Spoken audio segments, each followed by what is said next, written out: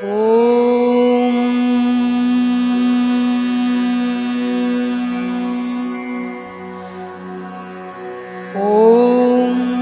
तत्सवितुर्वरं रूपं ज्योतिः परस्य धीमहि यन्नः सत्येन दीपयेत् सत्येन दीपयेत्। ॐ तत्सवितुर्वरं रूपं ज्योतिः परस्य धीमहि यन्नः सत्येन दीपयेत् सत्येन दीपयेत्।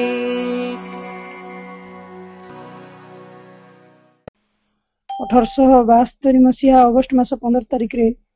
प्रभुंकर जन्म ग्रहण होइतिला। ये केवल गोटे तारीख मात्र, किंतु आ पछरे थिबा तांको जन्मर रहस्य एवं तांको जीवन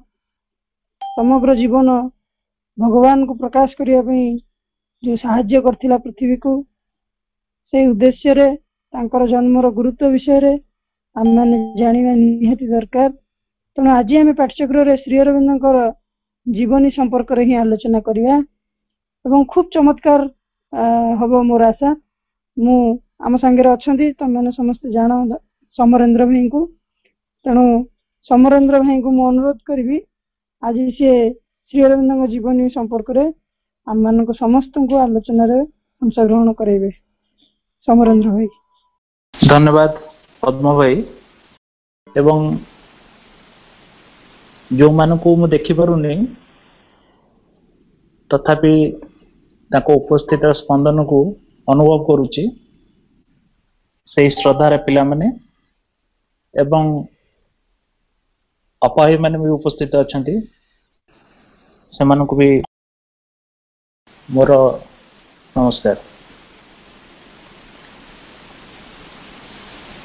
पिला माने समुद्र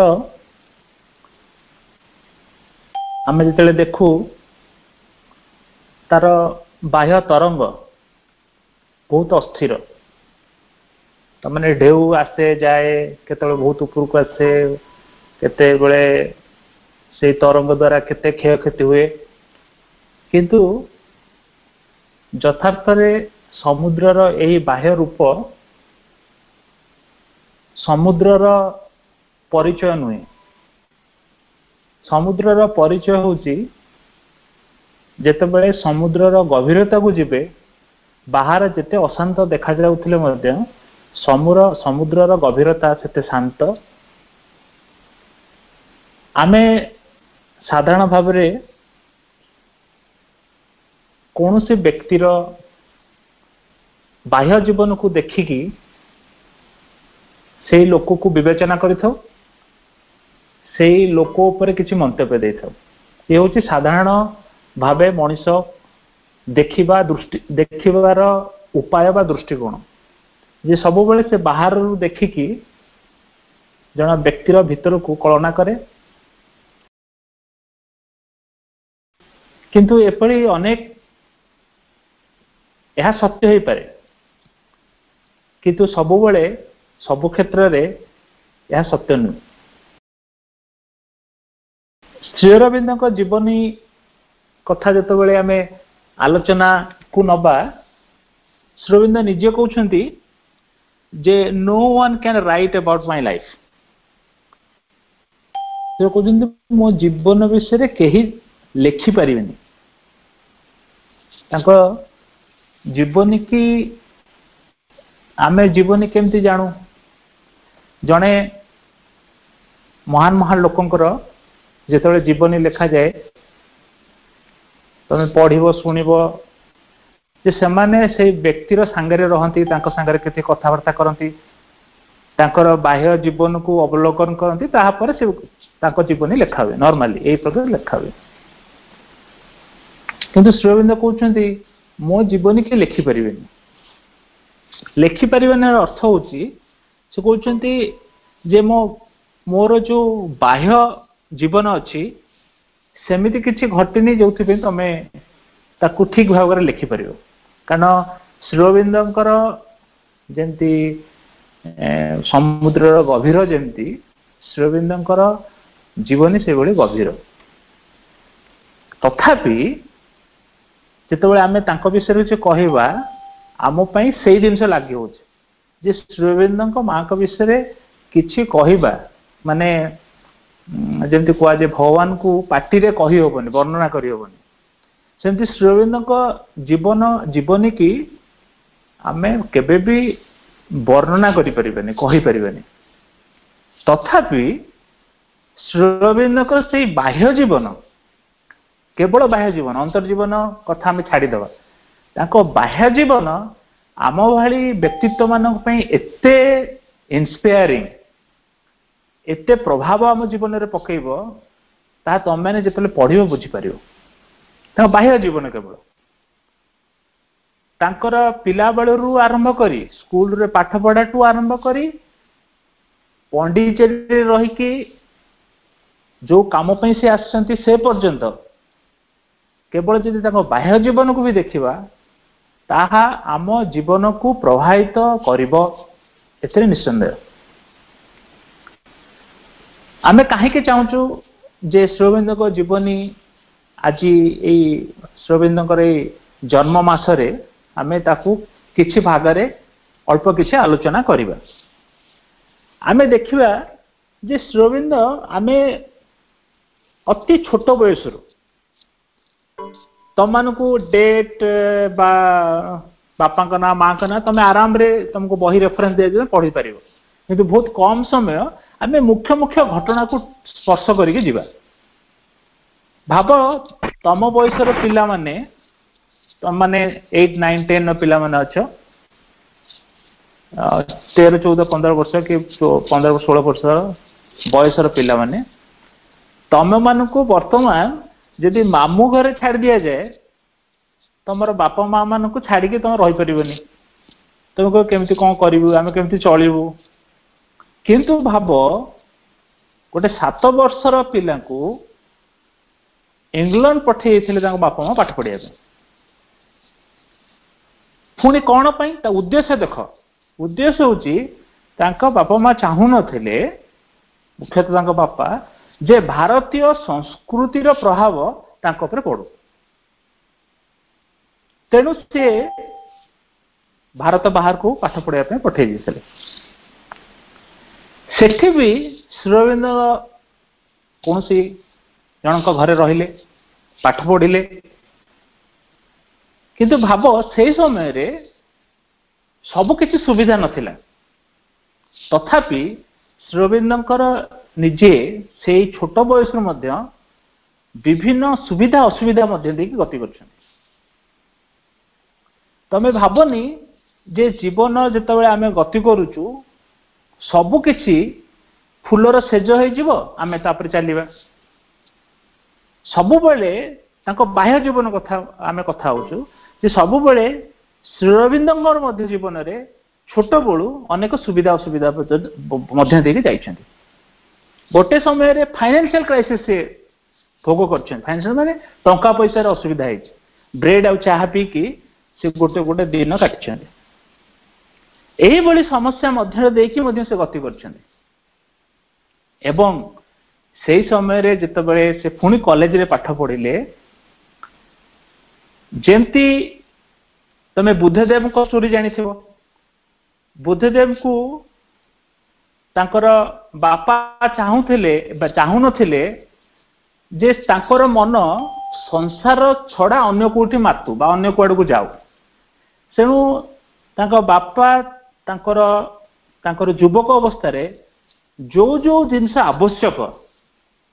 सांगे सांगे तांको जोगा होतला जो सी आनंदित हेबे खुशी रहिबे तांको जीवन को उपभोग करिवे सब सब सामग्री आनी की जोगाड़ दिया हेतल जे तांकर जेमती वैराग्य प्रति आकर्षण न हो किंतु जस्ट तांको जीवन रे बुद्धदेव को जीवन जस्ट अपोजिट घटना घटिला जो जो जिनस बापा माँ जगै देले से सब गोटे दिन गोटे समय रे सब किछि छाड़ देकी तांकर से गोटे नुआ अन्वेषण रे जीवन रे गोटे नुआ अन्वेषण चली गले आमे जहाँ को बुद्धदेव आज समस्ते पूजा कर श्री अरविंद को जमती भारतीय संस्कृति भारतीयता को जमती भारतीयतार स्पर्श न पड़े सेमती दूरे दिखाई यूरोपीय ढांचार बढ़िया सब बेले बापा प्रयास कर किंतु से समय भारतर स्वाधीनता अनुष्ठान गढ़ी सेटा हूँ लोटस एंड ड्रैगर गोटे अनुष्ठान से गढ़िले से अनुष्ठान काम हूँ भारतर जो स्वाधीनतार मूवमेंट चलुला से मूवमेंट उपरे से माने से जगह गोटे अनुष्ठान गढ़ी काम करने आरंभ कर देते से बयस तेणु भाव गोटे गोटे माने एपरी एक बयस जो पिला निज जीवन को उपभोग करेंगे से बयस भारतर स्वाधीनता प्रयास करते एवं आमे देखिबा तांकर जो सेमिति तांको जीवन रे से अनेक गुड़े एई बळी घात प्रतिघात देकी जाइछन्ति आमे एठी आउ गोटे साइड को आसीबा जे श्री अरविंदकर ए जो तांकर एकेडमिक सामर्थ्य बहुत उच्च थिला के जण माने पृथ्वी रे महान इंटेलेक्चुअल माने खाली तो बौद्धिक विकास केते जनक भितरे माने बाह्य जीवन मु कथा कहूँ अंतर जीवन कथा नुहे जे बौद्धिक विकास श्री अरविंदर के जन कहती जे आइनस्टाइन भली के जन को छाड़देले तांकर जो एते स्किल्ड से थिले एते भाषा पर तांकर दक्षता थिला से एका संगे Latin Greek French Italy Germany Spanish एका संगे एत गुड़े भाषा पर दक्षता थिला एवं से समय कॉलेज रे पढ़ुवा समय सी रोजगार प्रबंध लिखिकी करते तो आम दीटा तीन टा लैंग्वेज शिखी गला आम गोटे लैंग्वेज आम निजर मातृभाषा आमर सामर्थ्य ना आम ठीक भाव में कही पारुनु ठीक भाव में लिखि पारुनु कि एका संगे एत गुड़े भाषा पर दक्षता थिला एका संगे एवं तुमने विभिन्न समय स्टोरी शुणुव केमती आईसीएस परीक्षा से केमती घोड़ा चल फेल ये सब कथा ये गोटे साइड कथा किंतु गोटे समय 1893 मसीह दीटा बड़ इवेंट घटिला कौन से घटना ना से वर्ष स्वामी विवेकानंद भारतर समस्त भारतीयता को भारतर समस्त गुणधर्म को बहन करी यूरोप रे ताकू प्रसार करिया को जाइथिले एवं सेही समय रे श्री अरविंद फेरी थिले भारत वर्ष को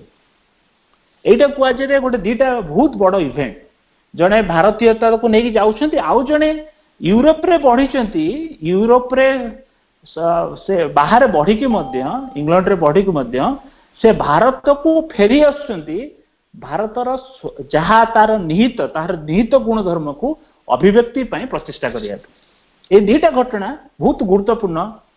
भारत एवं पृथ्वी इतिहास रे एका संगे दीटा घटना घटला से वर्ष एवं से वर्ष भारत को सी फेरी आसला परे तापरे आमे सुना मु जहाँ कहूँ पे तुम खाली स्पर्श कर चुंबक चुंबक स्पर्श करुच्ची जे तुमको साहाय्य करेंगे श्री अरविंदर बही को पढ़ा से जिते भारतर स्वाधीनता आंदोलन रे सक्रिय भाव में श्री अरविंद जोगदेले से समय बहुत गुड़े घटना घटिला ता भितर सबुठ मुख्य घटना हूँ श्री अरविंद को मिथ्या बम केस रे अलीपुर जेल रे तांको रखागला अरेस्ट कराई अलीपुर जेल रे रखागला पे देख सबु बेले सबु घटना सबुठू गोटे अमंगल परिस्थिति रे श्री अरविंद को भर्ती कर दिया गला जे श्री अरविंद को गोटे मिथ्या बम केस रे तांको अरेस्ट करागला एवं से स्टोरी अच्छी कारा कहानी रे तुम मैंने पिले पढ़िबो बहुत इंटरेस्टिंग बहिटे जे श्री अरविंद तांकर सेही कारा कहानी रो जो समय से जेल अच्छे तार अनुभव कथा श्री अरविंद लिखुछंती से समय दीटा तुमको इंपोर्टेंट घटना कहबी गोटे कथा नलिनी गुप्त तांकर रेमिनेंसेस से लिखिछंती जे ଯେତେବେଳେ ସେ ଜେଲରୁ ପଳେଇ ଯିବା ପାଇଁ ଗୋଟେ ତାଙ୍କର ଷଡ଼ଯନ୍ତ୍ର ତାଙ୍କ ଗ୍ରୁପରେ ହେଲା ଯେ ଆମେ କେମିତି ଜେଲରୁ ଭାଙ୍ଗି ପଳେଇବୁ। ସବୁ ବ୍ୟବସ୍ଥା ହେଲା, କିନ୍ତୁ ଫାଇନାଲି କାରଣ ଶ୍ରୀ ଅରବିନ୍ଦ ହଉଛନ୍ତି ଏମିତି ଗୋଟେ ତାଙ୍କର ବ୍ୟକ୍ତିତ୍ୱ, ତାଙ୍କର ଲିଡରସିପ ଏତେ ଯେ ଅନ୍ୟମାନେ ନ ପଚାରିକି ଡିସିସନ ଏକ୍ସିକ୍ୟୁଟ କରିପାରିବେନି, ତାକୁ କ୍ରିୟାଶୀଳ କରିପାରିବେନି। ସେତେବେଳେ ସେ କଣ କରାହେଲା ଇଣ୍ଟରେଷ୍ଟିଂ ଯେ ଶ୍ରୀ ଅରବିନ୍ଦଙ୍କୁ ପଚରାଗଲା ଯେ ଏଇଭଳି ବ୍ୟବସ୍ଥା ଅଛି, ଆମେ ଏ ଜେଲରୁ ଭାଙ୍ଗିକି ପଳେଇବା। କିନ୍ତୁ ଶ୍ରୀ ଅରବିନ୍ଦ ସ୍ପଷ୍ଟ ମନା କଲେ, କହିଲେ ମୁଁ ଜେଲରେ ରହିଛି ଏବଂ ଏଇ ଯୋଉ ତାଙ୍କୁ ଯୋଉ କଣ ଫେସ୍ କରିବାକୁ ପଡିବ ଟ୍ରାଏଲ, କହିଲେ ମୁଁ ସେ ଟ୍ରାଏଲ ଫେସ୍ କରିବି। ଟ୍ରାଏଲ ଫେସ୍ କରିବାର ଅର୍ଥ ହଉଛି ମୁଁ ଜଜ୍ ସାମ୍ନାକୁ ଯିବ, ଯାହା ପଚାରିବା ପ୍ରଶ୍ନ ମୁଁ ଉତ୍ତର ଦେବି, ସେ ଟ୍ରାଏଲକୁ କହିଲେ ମୁଁ ଫେସ୍ କରିବି। ସେଠି ନଳିନୀକାନ୍ତ ଗୁପ୍ତ କହୁଛନ୍ତି ଯଦି ସେଇ ଡିସିସନଟା ଶ୍ରୀ ଅରବିନ୍ଦ ସେଇ ଜାଗାରେ ଠିକ ଭାବରେ ନେଇନଥାନ୍ତେ ତାହେଲେ ବୋଧହୁଏ ଘଟଣା ଅଲଗା ପ୍ରକାର ହେଇଥାନ୍ତା। ବହୁତ ସୁନ୍ଦର ଭାବେ ସେଟା ବର୍ଣ୍ଣନା ଅଛି ଯେ ଦେଖ ସିଏ ମିଥ୍ୟା କେସରେ ଜେଲ ଗଲେ ଏବଂ ସେ